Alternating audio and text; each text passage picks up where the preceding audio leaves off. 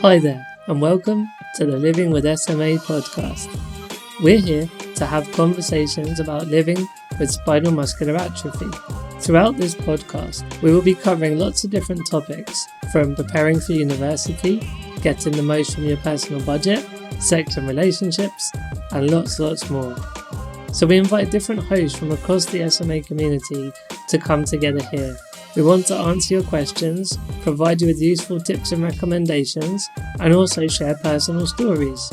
So please do reach out and connect with us here at the charity SMA UK. Thank you for listening, and we hope you find the podcast useful. Right, so our first conversation in today's episode is with Portia Thorman. Have I pronounced that right, Portia? Yeah. Good. And obviously all around Nusinersen, or Spinraza as it's sometimes known as well. So it'd be great to kick off with learn a bit about you, Portia, and your connection to SMA and just the backstory would be really lovely. Yeah, no problem. So I was working as a primary school teacher. I had 2 teenage girls and then we had sort of a 10-year gap while we sort of sorted out our careers, me and my husband. And then we had Martha, and it all was great. And we wanted to have another child to be Martha's buddy. And obviously we found out you were having a boy, which was really exciting after 3 girls. So that was great. There was no history in our family of any problems at all. No, pregnancy was absolutely fine. We were all very excited. Birth was normal, had him in a pool. It was all great. And then when he got to 5 weeks old, he got a cold, and he just obviously wasn't coping very well. And he was, really struggling to breathe. So we took him into A&E. They admitted him, and he was probably at the local for about a week or so. And then we were blue lighted up to London, up to St Thomas's, where he was in intensive care. And though, it was a cold that he wasn't coping with. So he was intubated, ventilated, probably for a couple of weeks. We actually had our first Christmas in hospital with him, still completely unaware there was anything wrong with him. Failed extubation, and he was a big baby. It was quite surprising that he was struggling with this cold, because he was a big, chubby, seemingly healthy baby. And then he failed extubation. That was really, really depressing. Spent our first Christmas there away from our girls. They were with my husband's family for Christmas, and we were together with Ezra. Finally got home for the new year, and I noticed, in fact, one of the nurses noticed while we were in intensive care in London that his tone wasn't very good, that he didn't seem to be moving very much. And she did mention it to one of the doctors, and he was like, okay, well, we won't worry about that now, because they angel wing them when they're babies in hospital. So they wrap up their arms so they can't pull the tube out. So they thought that because he'd been tubed for so long, he'd got weak because of that. But then I noticed that he couldn't hold his head up. He couldn't even lift a dummy to his mouth. I remember putting him on a changing table, and his legs just flopped over the side. And I'd take him to health visitors, and they'd say, oh, it's because he's been poorly. He needs to get his strength up. So I thought, swimming. I'll take him swimming. That'll be great for him. He'll be able to move in the water.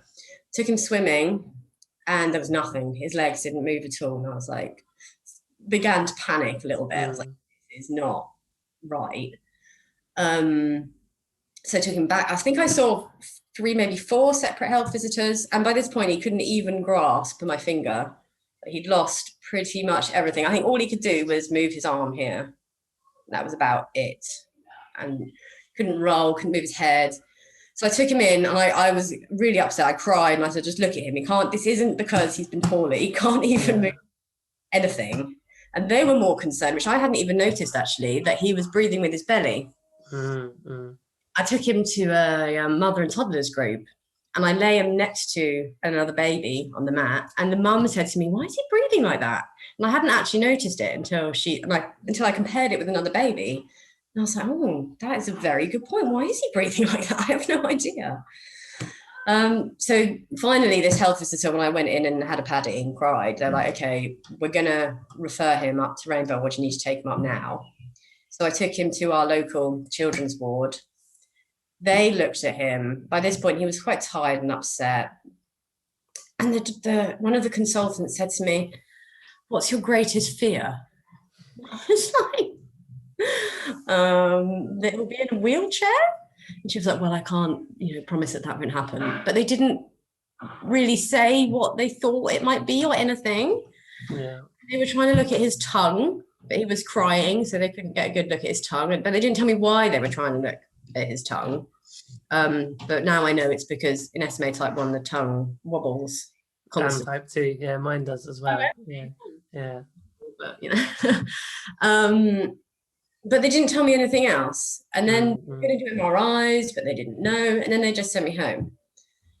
And then I got a phone call the next day from the hospital in London. Now, we live in Ramsgate in Kent, so it's a good 2 hours from London.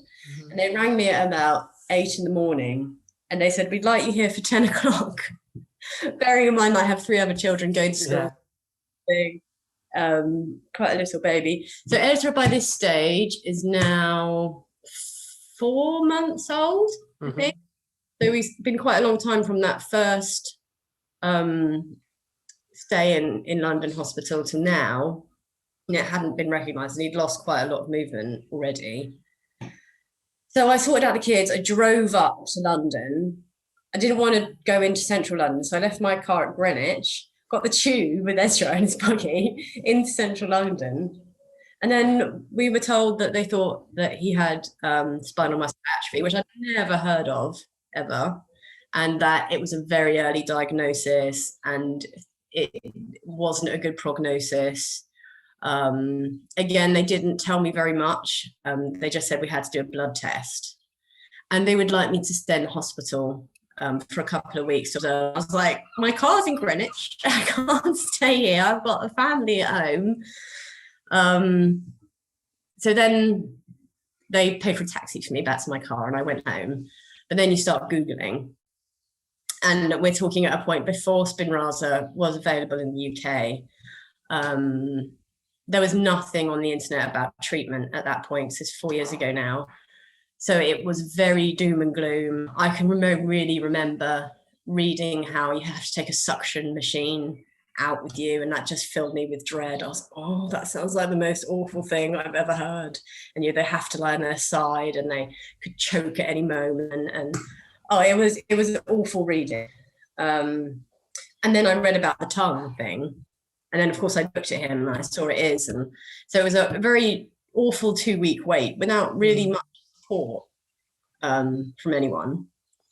Yeah. And then we were pulled back in for the meeting where we were told, actually, they didn't actually say he's got SMA. They just started into like, you need to just enjoy the time you've got with him. And I was like, hold on.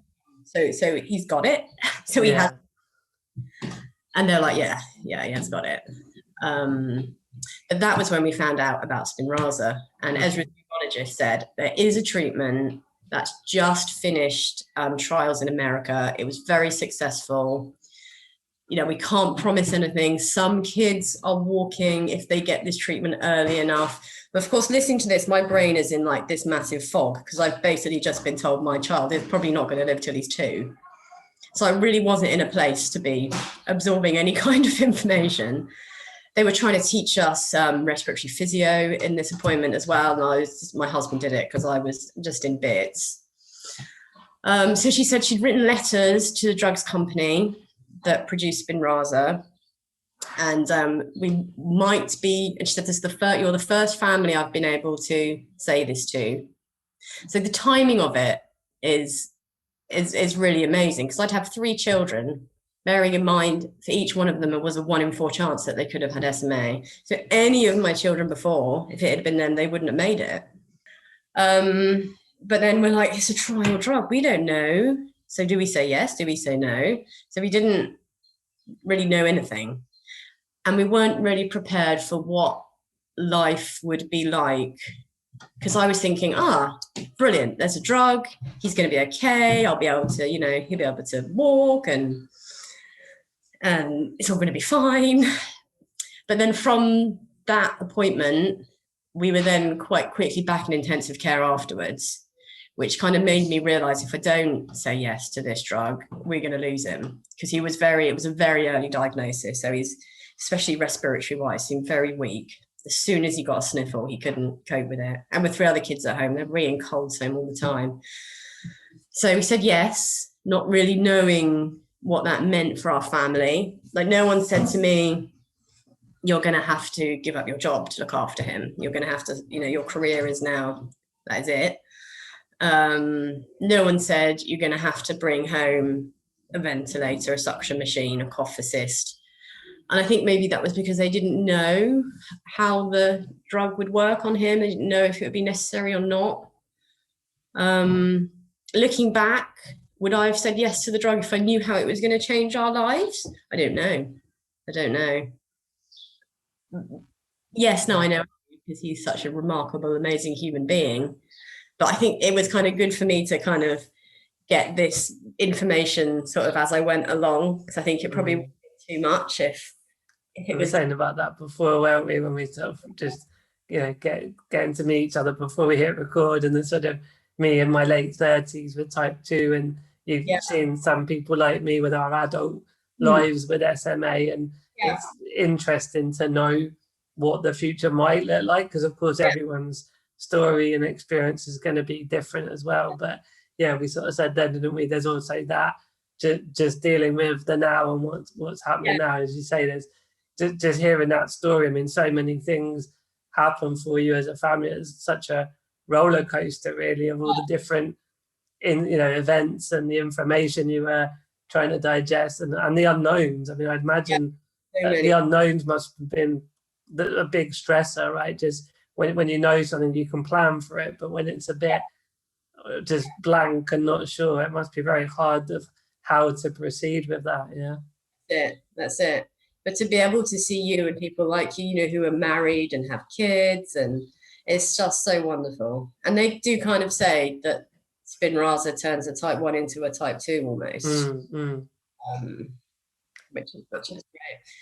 Yeah, so we had a big family meeting about whether we would have Spinraza or not, including all my kids, so they could ask questions.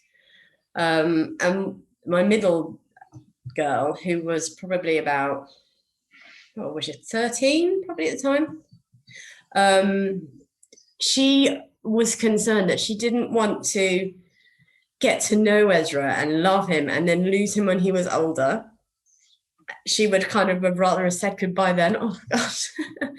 But they can't answer questions like that, because they didn't know at that point, because it was only these kids in America that were on the trial that they had to compare to. So really all our questions were sort of answered with, we don't really know.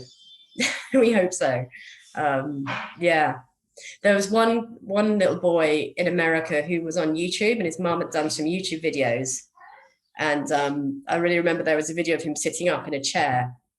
And I was like, if he could just sit up, just that alone would improve his quality of life so much, just being able to sit up. So those YouTube videos really gave us loads of hope, that little boy. Yeah, it's interesting that, because you mentioned sort of when you Googled stuff, and like separate to SMA and treatments, I think that there's generally that thing of, if we ever have something going on health-wise, and sometimes the worst thing you can do is Google it. Like, you're going to get the worst case scenarios, but at the same time, it's a very powerful resource to learn about different things. But just interesting there, you said about the actual kind of YouTube, the sort of social media side of it as well. So what kind of information did you get through the sort of videos, and maybe Google as well, but social media, about what other children, maybe in other countries, had experienced with the drug?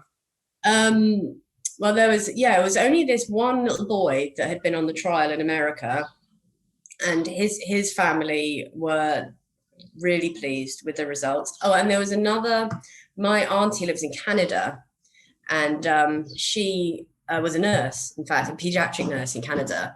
And she knew of this drug and of some parents that had tried it with their children. But I think, kind of like me, they're expecting it to be some kind of miracle cure, and they're expecting them to, you know, start following the normal developmental things.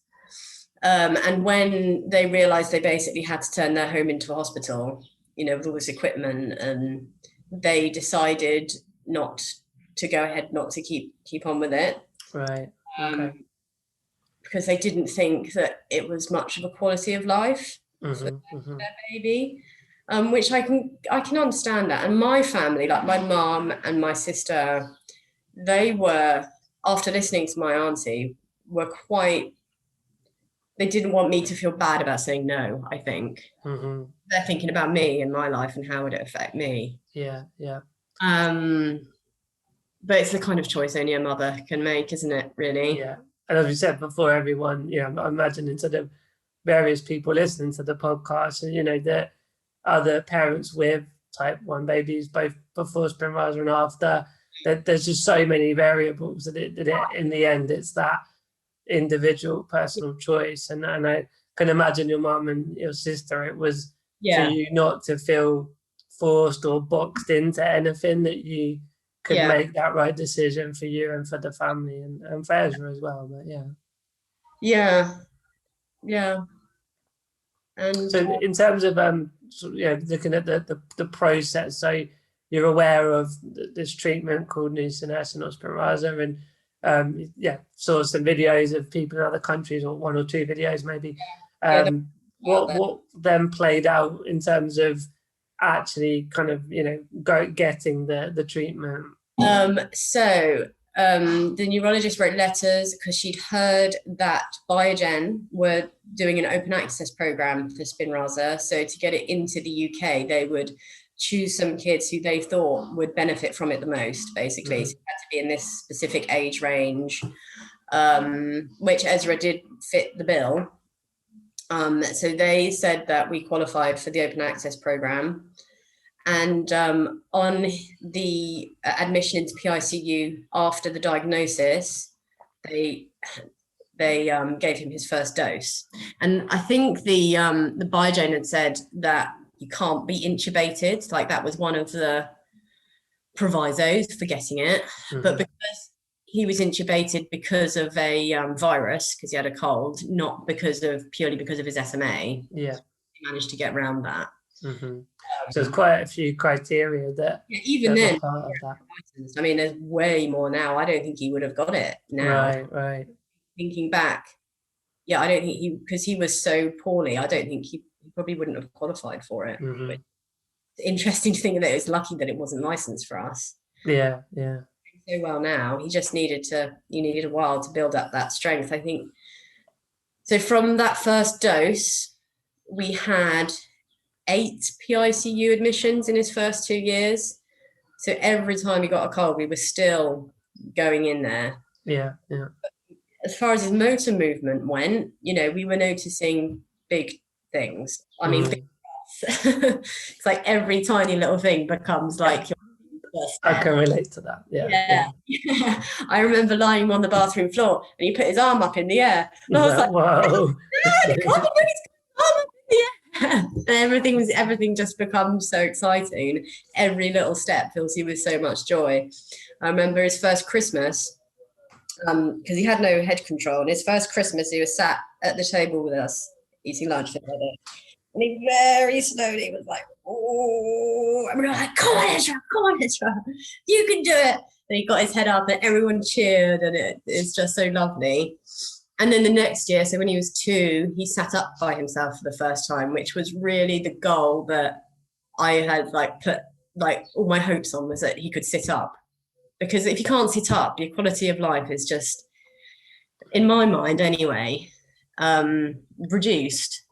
And I've always said to myself, I would never just keep Ezra alive. If he was in a position where I was just keeping him alive, it's not fair. I want him to live. I want him to have a life, not just be kept.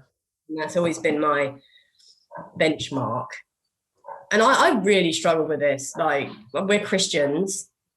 So faith-wise, I found this really difficult because when we got his diagnosis, we prayed and screamed and prayed, and but I found comfort in the fact that God says, just don't worry, just believe. And I've just carried that with me through the whole time, and that fear of, when I take him out, he might choke, or he might be sick and aspirate, and all those fears you have taking him out so that he has a life and not just keeping him in by his machinery. Being able to let go of that has really, really helped me, and just go for it, just do it. I've got him a power chair now, and he loves life. He's great, but I did have to really let go of that fear, because I can see how it would be so easy just to keep him in because he's safe. Yeah, so calm. And there's no, but I do refuse to do that, sometimes to my detriment, to be honest. And as always in life, it's all a balance, isn't it? So it's sort of those two. And I do, what you were just saying, I mean, when I was going through my diagnosis, I was at 18 months. I don't remember it, but I know chatting to my mum and dad later on that obviously they were the ones that were more, experiencing it more than I was. Yeah. But apparently my granddad said to my mum, you're always given as much as you can cope with as people. And that, I know that my grandparents that side were very religious, and there was definitely a sort of faith aspect to that we could always cope with however much life gives us. And I know that gave my mum a lot of strength as well. Yeah, definitely. So that has been an interesting side of it for us. But I mean, he's super now. Yeah, I'm fortunate enough to meet him earlier, and he's you can see he's got that zest for life, that SMA zest for life. So yeah, cool. So I mean, obviously, I guess my last question was around sort of any potential impact and effect of the treatment. You sort of did mention a couple of things, like a bit more physical movement as a result, and he's now able to sit up with the power jet, so you probably did cover it off in many ways. But any sort of other thoughts in terms of where you're at now, or maybe a bit of a look to the future as well? Yeah, I think, well, so he's 4.5, he'll be 5 in November. He's been going to mainstream nursery, which I thought might be a struggle getting him into a mainstream school, because he's incredibly bright. And I didn't want him to go. The special needs school here is really for kids with learning difficulties, not for kids with, there don't seem to be any schools for kids with physical disabilities. Yeah.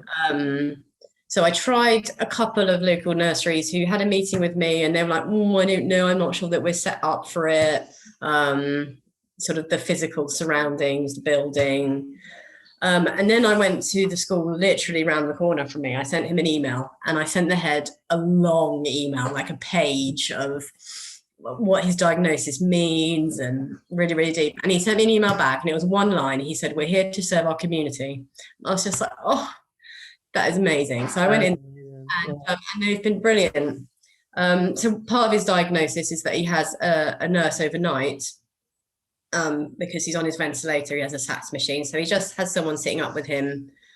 I found that quite hard to accept, actually, because I was very determined that I could look after him at home. So we're sent home with all this equipment, and they said to me when I left PICU after his diagnosis, and when he'd been put on his ventilator, they said, "Do you want to wait for a care package?" I thought they meant like a box of nappies or like a package. I don't know what a care package is. I never heard them. So I was like, no, it's fine. I'll go home with a care package. So I did it all myself. To navigate, yeah, I didn't know what that meant. And they do use a lot of words that I just like pretended I knew what they were talking about. Yeah. Actually, I have a clue. Yeah, so I mean, it's actually it opens up, because core focus today is obviously around Nusinersen and Spinraza, and I think definitely with the type 1 babies, it's been a big game changer in terms of that literally the sort of health and very much just the health side. But fortunately, as you're saying, now things are going a good way because of, or helped by Spinrasa.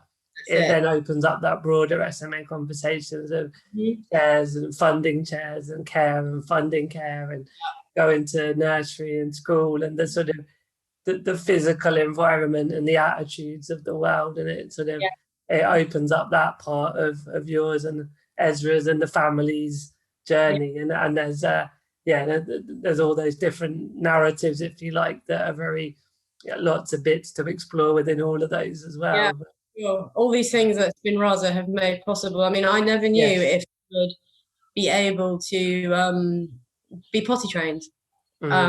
Because I'm presuming it's a muscle thing, and I just didn't know. But we've been trying since he was 2, and he's out of nappies now, ready for reception. So brilliant. Like, all these things that Spinrasa have made possible that people didn't even know before. So it's kind of like he's a bit of a trailblazer, which is lovely. Yeah, that's amazing to see. It's amazing. Yeah, really cool. So he's at nursery. He is an absolute whiz at driving a power chair. You've never seen anything like it. He can shut drawers with the back of it, and it's amazing that you pick up that spatial awareness so quickly, isn't it? Oh, amazing. So he started with a whizzy bug when he was 3, which did quite slowly because they're small. Was a whiz at that, and now we've graduated onto what's called a tiny tracks, which is like goes about 4 miles an hour, which I think is the same as adult power chair. Yeah, I think it is. Yeah. I have to run to keep up with him. Yeah. So then things like road safety and all these things that normal 4-year-olds would have to do, he's been able to do. I can remember, like, me and my sister, who's not got SMA either, having like kid fights, and it was this weird, if I used my chair I could really hurt her, but I didn't want to really hurt her, but I couldn't punch her enough to like do a kind of little play fight, you know. It was just a weird dynamic of like how to use the chair but not use the chair, you know. Nothing. Ezra, if he gets cross, he will ram his teacher, so he just like they need to behave. Those teachers. Teaching them, and the teachers have to tell them off like any other child as well, because I think people are inclined to be a bit, softer with him. But he is just a really, thanks to Spinrasa, really normal, intelligent, clever, happy, mobile little boy.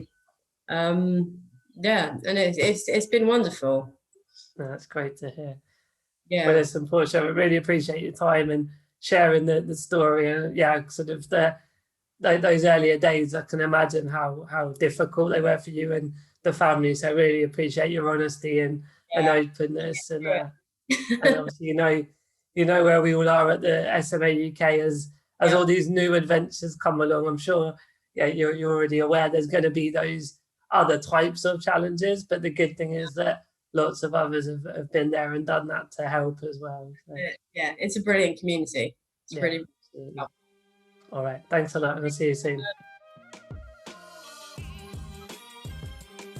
So we're continuing our conversation with Nusinersen today with Mark and Panna, or the Wilsons, as I may refer to you. I love the fact you got that down, that title there. But yeah, really very much similar to our conversation previously with Portia. It'd be great to hear your background story when SMA came into your lives, and just however much you care to share. It would be really interesting to kick off with. Okay.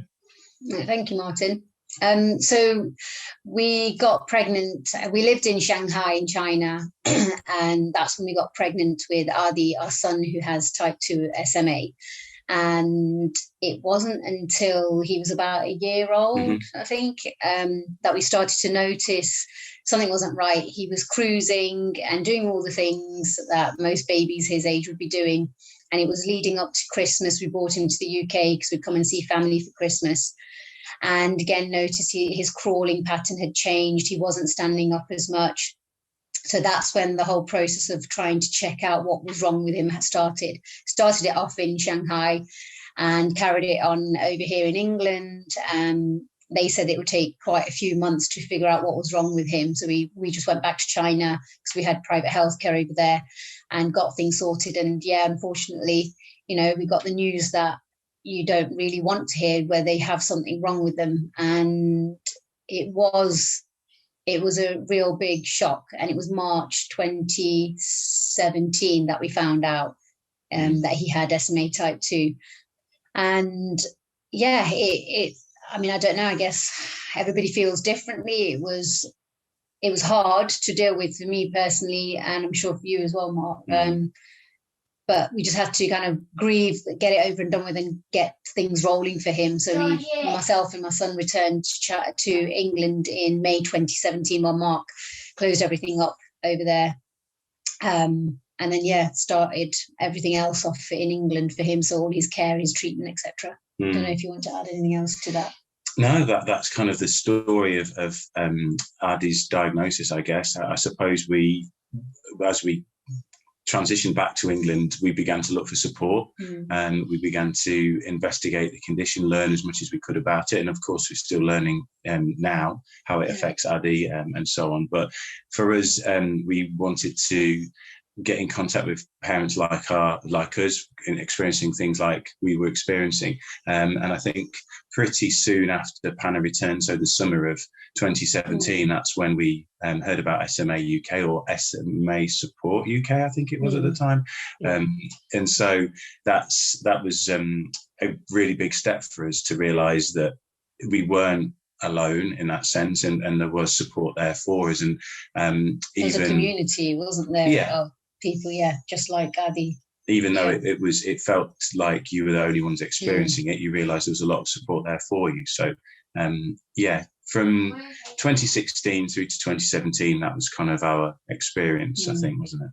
Yeah, that's really helpful. Thanks for sharing that. Again, sort of similar to what I was saying with Portia, but obviously everyone's story is different in terms of, like, you were living and obviously working as well in China at the time. And so those parts of everyone's story is different. And then there's the sort of type 1, type 2, type 3 differences as well, like Portia's son Ezra's type 1. And so there was definitely, as we all understand the condition more and more, a lot more of that healthcare side, particularly with the type 1 baby. I mean, so for the last few years on the health side, have there been any higher complications around sort of colds and coughs and breathing, that type of thing, or has that not been so bad?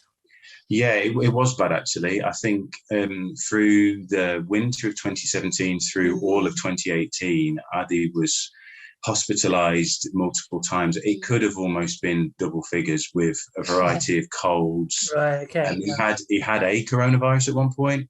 We got to know the names, the technical names of different kinds of colds, of rhinoviruses. And he's got that one again. He's got that one. And he was really ill. He was really ill numerous times. He's been in intensive care. He's been on.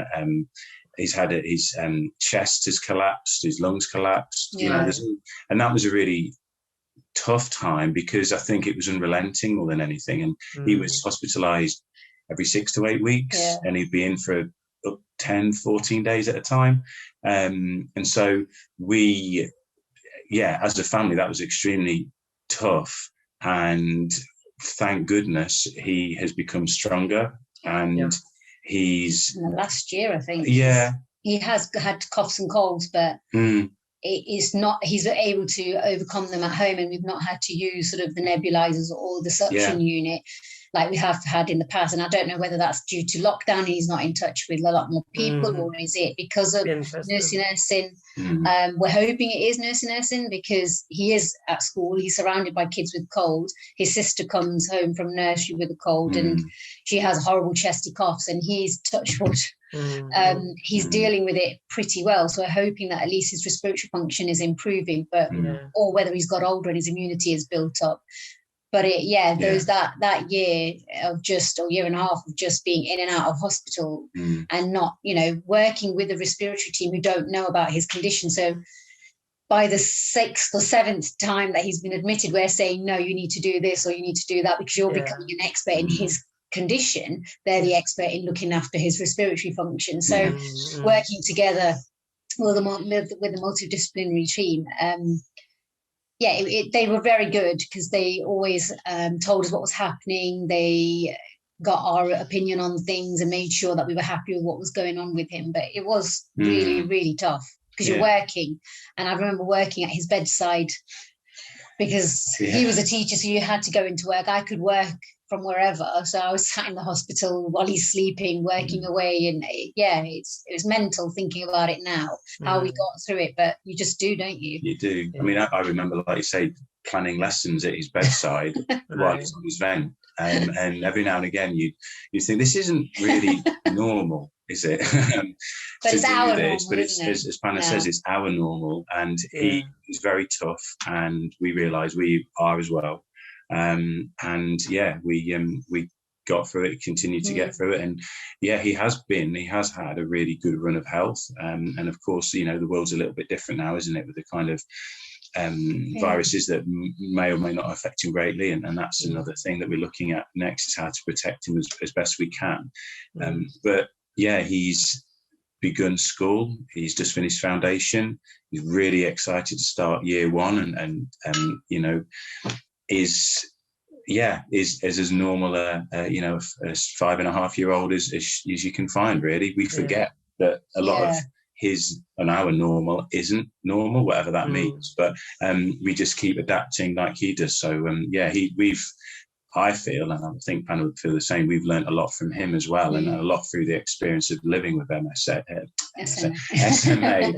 another acronym, living with SMA, and I'm sure, given the opportunity, he'd be explaining all this to you himself. We'll do it. He great. He makes you resilient, because he just gets on with everything and anything, like getting onto a ventilator. They told us to sort of trial it at first, and then he had to be admitted while we were trialing it. He had to be admitted into hospital. They said, well, do you just want to trial it now here? And we did, and he just got on with it. And he's always been that way, and he's always positive about stuff, and he always makes us kind of feel happy about things and good about things, and no child should have to make the parents feel happy, because sometimes you do get frustrated, and you try not to do it in front of him, obviously, and we don't, but there are times when you're frustrated about so many different things, and then he'll help you out, and he'll just make you smile by telling you a silly joke or something. And it's just he's a really good boy, and it just shows you that he's not where we don't want his disability to stop him, or SMA to stop him. And we keep reiterating that to him, and he seems to just go ahead and do what he wants, which is great. Brilliant. As interesting you say, whether some of the improvements are correlated to Nusinersen or not, and we'll kind of put a pin in that. We'll come back to that, in terms of even other observations that you may or may not have had since having the treatment. But just in terms of that, the lead up to being aware of any treatment, I think you sort of said as every parent, it's interesting as well that in doing the interviews the last couple of days, we randomly found this old album, and there was photos of me when I was like 4 or 5, stood up in calipers, and so just like through having these conversations, it's quite coincidental that there was these photos we were looking at last night of me at that age as well. But I can empathise and imagine, and know, speaking to my parents, that there was a lot of information to take. There was a lot of emotion around kind of not having the sort of situation that you would have been planning to as parents, and those frustrations you were just talking to there, Panna. So just kind of moving it into the treatment stuff. I mean, when you first found out, were any treatments on the horizon, and when did you start to actually, speak to consultants about getting the Nusinersen? I mean, we had to actually look back over emails and social media posts to remind ourselves of the story, because life moves on pretty quickly, and it was interesting looking back at them. If memory serves me correctly, after Panna and Adi, and then later myself, moved back home through the summer of 2017, getting in touch with SMA UK and other families, I think we became aware of the treatments that were available in other countries sort of through the autumn time, 2017. I remember reading something in China, actually. It was 2016 that the results had come out for Spinraza, because I remember sat in our living room in Shanghai and reading about Nusinersen and that, but obviously we didn't have it in the UK, so we felt a bit hopeful. And then, like you said, we found out more when we got in touch with SMA and started to read more stuff, that there was stuff in the pipeline or had been trialed. I think when we, again, it's interesting to recall it, isn't it? And think about, a few years ago, because it is 4 odd years ago now. I do remember us wondering how we might be able to access it in the UK when we did come home, and then slowly becoming aware of primary. I mean, you've obviously worked in the NHS for a long time, but certainly myself on the idea of commissioning services within the NHS, sort of like quite technical discussions around what medicines are accessible, which aren't, who makes a decision. I'd not heard of NICE before, for instance, or if I had, I didn't know how it worked, and the arguments back and forth then. And I think I do remember on seeing different posts of social media of children having access to something. And I remember a lad on a YouTube video, having type 2 and sitting up and doing things that Adi, we were worried that Adi would never be able to do. And that was a few treatments in for him. I couldn't say where he was from, but I do remember seeing States, I think. Seeing something. So it became, I guess, apparent to us that it wasn't going to be straightforward. It wasn't going to be a case of going to a GP, getting something easily. And we had a good couple of years ahead of us of campaigning, I think. So it's in terms of getting that access, would you define it a lot of the energy around the campaigning, as you just mentioned, or sort of once there was that official access allowed, was there also various hoops you had to go through in terms of just then getting the okay as well? I mean, I remember we had our MP was really helpful. So I remember writing lots of letters and having dialogue with him. I remember going to an MP surgery as part of the campaign. He was brilliant. He put the questions to the Prime Minister as well. Question time. Prime Minister's questions. Everything that we'd said to him. And I think it was that going to that surgery and speaking to him face to face and him seeing the family together, united it. I think it really hit him. And they were absolutely fantastic. And then then it was a case of, would you like to be interviewed on BBC Radio, Leicester? Yes, okay. Would you like to be interviewed by BBC East Midlands News? Yes, okay. So, because it was after NICE rejected the first application when they first said no, and then the campaign sort of escalated even more because people were so frustrated and annoyed. And like Mark said, I've worked for the NHS and I work in research, so I've heard of NICE, but that's when I was coming face to face with something that's more passionate to me, and kind of thinking, I don't understand why you hold in your hands the key to unlock so many futures for these children by giving them something that could potentially improve their lives exponentially. And that became frustrating. But I remember, there was just different things going on. You were interviewed on radio so many times. We were then interviewed by the news, and then just waiting basically, because then it had to be resubmitted and. The constant waiting. But we also had somebody else, it was a public health campaigner, who we can't remember his name, bless him, but he did a lot as well for us, campaigning for Spinraza or Nusinersen. It was just, but then actually, I don't know what, if you remember as well, but once it was then approved, it was a case of, right, is Leicester now set up for it? Because we're in Leicester. And we were always it was in parallel to make sure once it gets approved, are you guys ready? And then that was a hurdle for us because nobody here, the neuromuscular consultant was leaving. They didn't have the right person to take the post, and there was a person taking over it temporarily, and they just didn't have the infrastructure. It wasn't set up. So they recommended referring Adi over to Sheffield. And then that started where they had to see him, and then it was just the journey's over.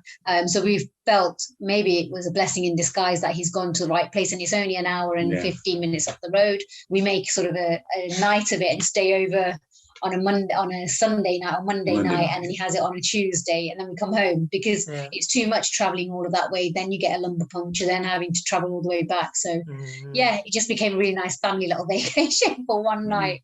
You love in Sheffield now. We do. Weird, and that's frustrating because now we have so many appointments with them, which, bless them, they try to make sure they do it all in sort of 1 month or one appointment, because there's a lot of traveling for us to do every 6 months plus every 4 months for the injection, but it's working and we're happy that he's getting it, basically. So yeah, it's good.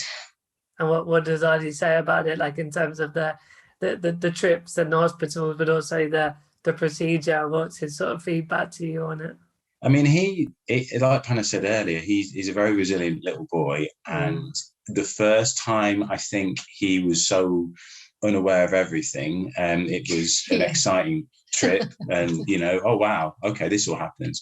And the second and third times, I think he knew what was coming. So he got himself a little bit nervous and he got himself quite hot and bothered. And I remember I think like anxiety. Yeah. So I say the funny thing, it wasn't funny, but they were saying, I'm not sure if we can do this. You think he's got a cold. We might need to send you home and not have it today and come back next week. We're like, no, he's not got a cold. He's just really, he effectively wound himself up, giving himself a temperature almost. Yeah. And he was just the anxiety. It's not like an anxiety attack, I guess, because he just breathes faster, therefore your heart rate's going faster, so his blood pressure goes up, his temperature's getting up because he's getting all hot and bothered. We're like, no, seriously, this is just him panicking. Can you please just call the consultant? So luckily they the second, third, fourth or whatever, there was a little bit of drama, but we managed to get him seen and get the injection completed.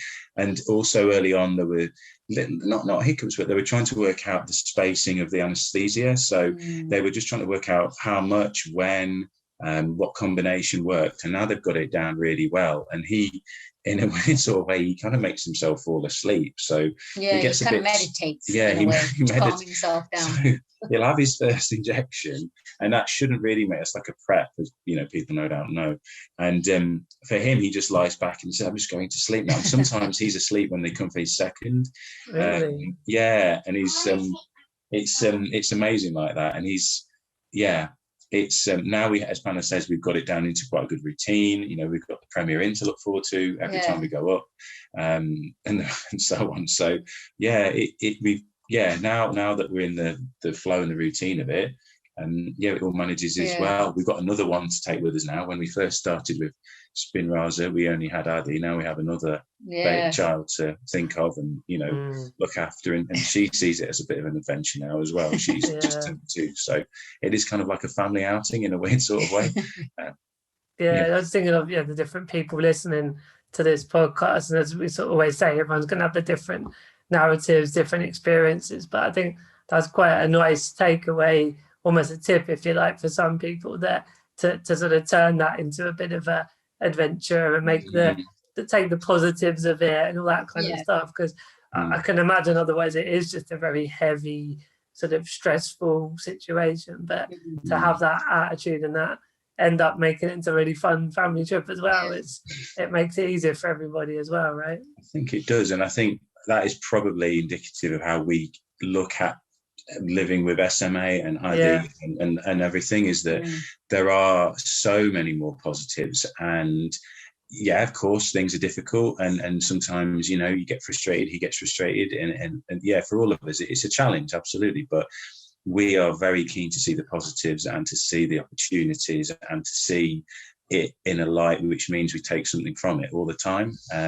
It's kind of teaching him that nothing should stop him from doing what he needs to do, hence why we always make sure we go, even though it is kind of, you pack the whole car and you're thinking most of this is just his equipment that he needs to sleep with, or he needs his cough machine, etc. But we still do, even if it's a night away, we still do it because we don't want him to stop doing things. And eventually when things open up, we'll start traveling again and flying abroad, because we don't want him to feel, because we've always said it's that nothing's impossible, everything is possible. It's just us having to figure out.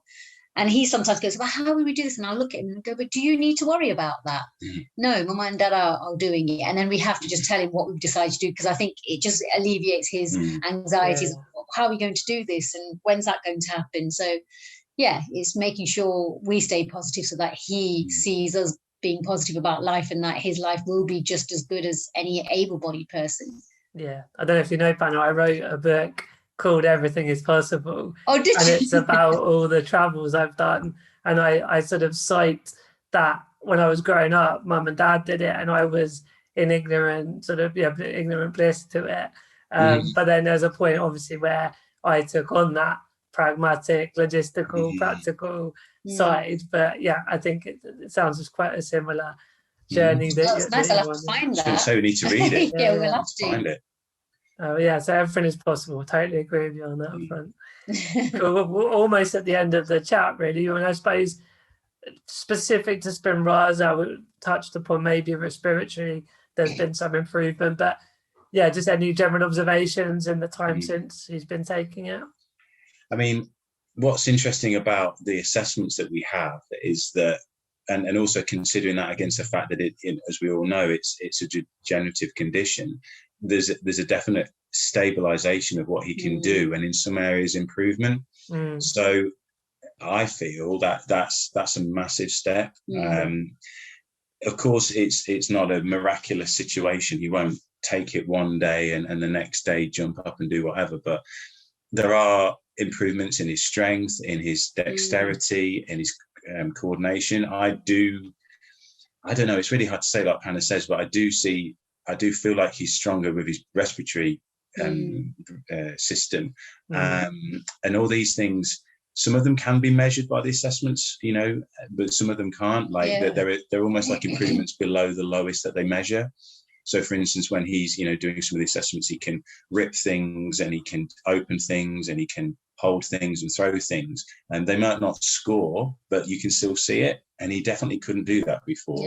And also rewinding back and seeing old videos of when he was either first diagnosed or when he first came back home, he's so much more mobile. And like my brother has said, we've not really seen my brother, like all of us have been separated through COVID.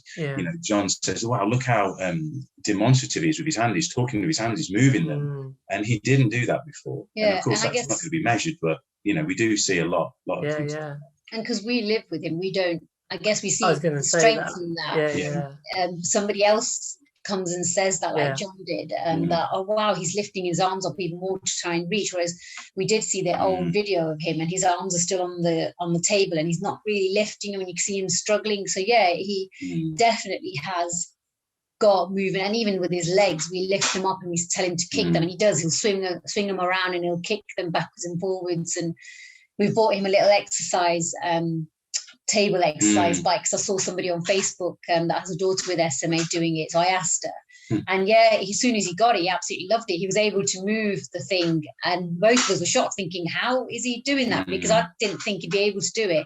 We tried with his leg, he was just struggling because of the way it sits, but it's that kind of stuff. But one of the biggest things that I was so proud of was when he first started school, he has a 1-to-1, and his cutting skills, he had to use both hands to try and use the scissor. And now he can cut a full circle with just one hand. And all of that is because they put in, obviously, for his, what do you call it, EHCP? So his plan that he has to have certain targets. One of them was cutting. And he cut in straight lines, smashed that. And now and they said his next target is to cut in curved lines. And he's already smashed that by cutting out a clock and even smaller circles. And I just can't believe it, because again, at school, they're doing such amazing work, and we shared his physio plan with them. So through play, his 1-to-1 was trying to do that. So I'm hoping the new 1-to-1 he has next year is just as good. But we have seen things, and I just, fingers crossed and pray that we continue seeing more and more improvement the more he has. Yeah. Brilliant. Well, thank you both for your time and sharing the journey you've been on. And I think it's one of those, I often, when I do the kind of conference talks, not just for SMA UK, but for businesses and all that kind of stuff, that there's like the health side is the most fundamental part, managing the respiratory stuff is the biggie. And then there'll be, as I'm sure you go, Adi gets older, there's kind of the independent living side and having maybe care support and that world. And then there's like the external transport and buildings and attitudes, and there's sort of different parts of life that present some challenges undoubtedly, but I think with that positive attitude and also the charity and the community to get that, people have been there and done it, there's always answers as well. So I wish you best of luck for everything in the future, and thanks for your time today. You too. Thank you so much, Martyn. You've been listening to the Living with SMA podcast. We hope you can join us again next time, but in the meantime, please don't forget to like and subscribe so you don't miss an episode. You can find out more on our website at smauk.org.uk.